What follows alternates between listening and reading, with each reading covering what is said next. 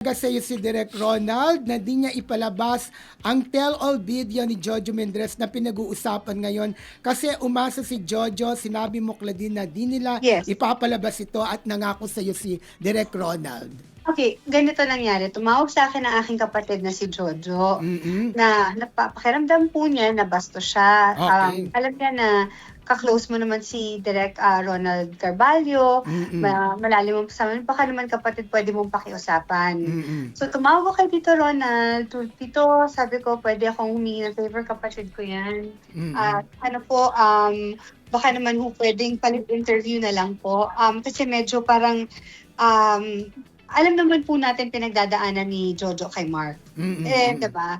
But, so feeling ng kapatid kong si Jojo na bastos siya. Okay. And knowing Tito Robert, hindi naman siya Tito Ronald, hindi siya ganyan natapos. So, pinakiusapan ko ngayon.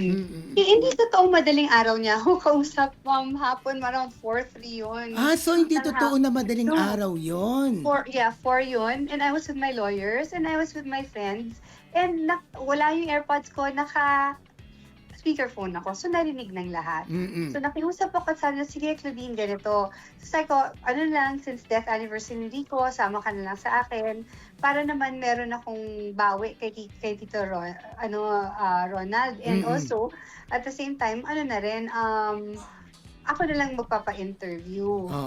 So, parang ibigay niyo na lang sa akin tong kay Jojo. So sabi ni Tito Rona, sabi ko, babayaran naman po yung araw na nagastos para sa production. Sabi niya, sige, ganito na lang, kakausapin ko yung mga producers. So, Kakausapin yung mga producers, Miss Claudine, wala daw makakapigil kay Direk Ronald na ilabas ang interview na yon niya kay Jojo. At sabi pa, nag-yes daw sa'yo si Direk Ronald na hindi niya ito ipapalabas. He said, yes, he'll try his best. Oo, but to really actually commit, hindi. Pero kasi knowing Tito Ronald, pag nagbigay naman salita yan, so akala ko okay na. Yun ang pagkakaintindi ko. Maybe mali ako doon.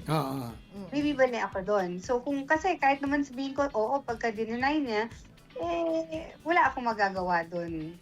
So akala ko okay na lahat, na ayos ko. Nagulat lang ako na pati yung pangalan ko nadamay. Hindi ho ako nakikisawsaw. Yun na nga ang sinasabi niya, sawsawera ka raw. Anong reaction mo doon? Actually, you know what? Totoo, sawsawera ako. Actually, totoo yun. Pagka nasasaktan yung mga taong mahal ko, okay lang na ako eh. Huwag lang sila. So, ang pinakamaganda siguro nagawa rin sana ni Tito Ronald, na sana tinawagan niya ako at tinext ako, hindi kita nakausap yung producers ko, yung production, hindi kita mapagbibigyan. Kaya sasabihin, sawsawera ako. Yun na yun.